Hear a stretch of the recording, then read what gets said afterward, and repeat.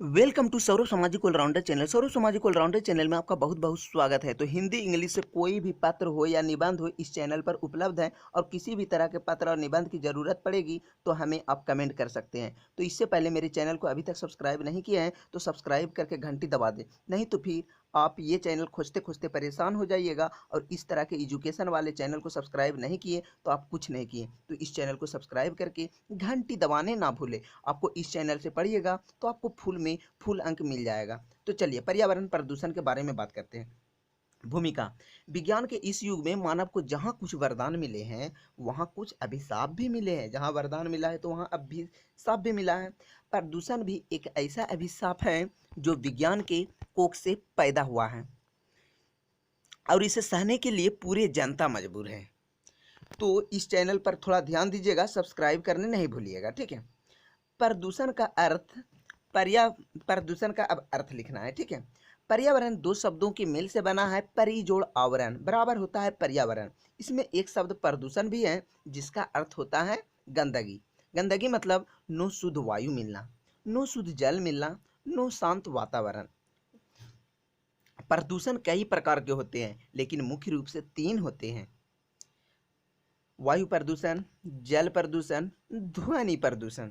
ये तीन प्रदूषण होते हैं मुख्य रूप से। प्रदूषण कई तरह के होते हैं, ठीक है। तो चलिए आज वायु प्रदूषण के बारे में बात करेंगे। उससे पहले आप मेरे चैनल को सब्सक्राइब नहीं किए हैं तो सब्सक्राइब करके घंटी दबा दें, नहीं तो आप भूल जाइएगा। क्योंकि आपको कोई भी हिंदी इंग्लिश में पत्र निबंध कोई भी चाहिए तो आपको मिल जाएगा। और ये एक एजुकेशन वाला चैनल है, इस चैनल को आप सब्सक्राइब करें। आज हो कल हो आपको ज़रूरत अवश्य ही पड़ेगा। इतना ही नहीं, class 6 7 8 9 10 12 BA BSc MA MSc तक का वीडियो उपलब्ध है, इसलिए इस चैनल को आप सब्सक्राइब करके घंटी दबाने नहीं भूलिएगा। चलिए अगला स्टेप है वायु प्रदूषण। खासकर महानगरों में यह प्रदूषण अधिक फैला हुआ है। वहाँ 24 घंटे कारखानों का धुआं, मोटर वाहनों का धुआं, रेलगाड़ी का धुआं आदि इस तरह फैल गया है कि स्वस्थ वायु में श्वास लेना कठिन हो रहा है।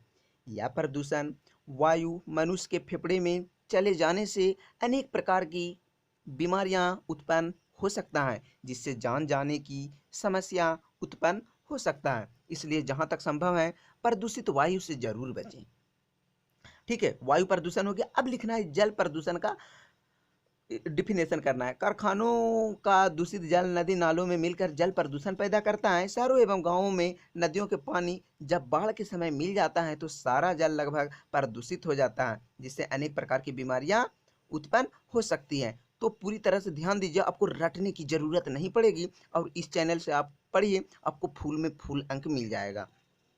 और कोई भी वीडियो चाहिए, मैथ हो, इंग्लिश हो या विज्ञान का कोई भी वीडियो चाहिए या ऑनर्स पेपर का, तो हमें कमेंट कर दीजिए। आगे BA में इंटर में आपको अवश्य ही ज़रूरत पड़ेगा इस चैनल से। तो चैनल पर जुड़ना ना भूलें। ध्वनि प्रदूषण को बता रहे हैं, ठीक है। मनुष्य को रहने के लिए बिल्कुल शांत वातावरण होना चाहिए। ध्यान दीजिएगा, रटना नहीं है, ये रटने का चीज़ नहीं है। अपने से लिखिए, आपको फुल अंक मिलेगा। हाँ लेकिन हिंदी है, शुद्ध लिखने की कोशिश कीजिए। आजकल कारखानों का शोर, मोटर गाड़ियों का आवाज़, वातावरण का शोर, डीजे बॉक्स की आवाज़ आदि जो है ध्वनि प्रदूषण का मुख्य कारण है।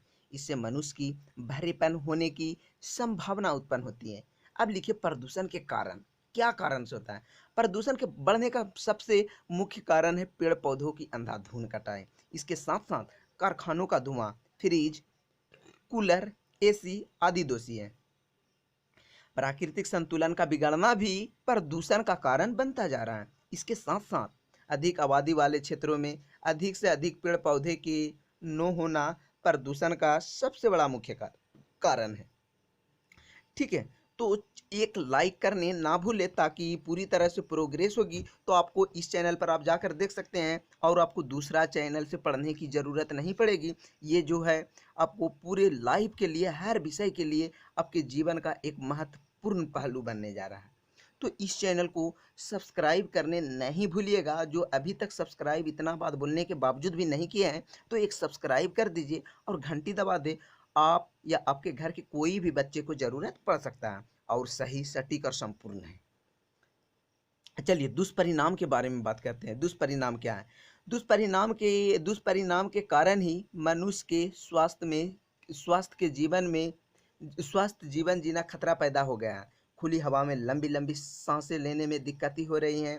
गंदे जल के कारण जब सिंचाई द्वारा फसलों में चली जाती हैं तो फसल द्वारा मनुष्य के शरीर में पहुंचकर बीमारियां पैदा करती है। प्रदूषण के कारण ही न समय पर वर्षा होती है, न सही से सर्दी गर्मी का चक्र चलता है। सूखा, बाढ़ आदि प्रदूषण का कारण बनता जा रहा है। प्रदूषण को रोकने का उपाय। प्रदूषण को रोकने के लिए सबसे पहले हम अधिक से अधिक पेड़ पौधे लगाने का प्रयास करेंगे। साथ ही सड़क के किनारे किनारे घूमकर पेड़ लगाओ, वृक्ष बचाओ आदि का नारा लगाएंगे और बड़े बड़े कारखानों को कम से कम जनसंख्या वाले क्षेत्र में या खुले जगह में खोलने का प्रयास करेंगे। इतना करने से हमारा प्रदूषण जो होता है वो उससे बच सकते हैं। तो चैनल पर को अभी तक सब्सक्राइब नहीं किए हैं तो सब्सक्राइब करके लाइक कर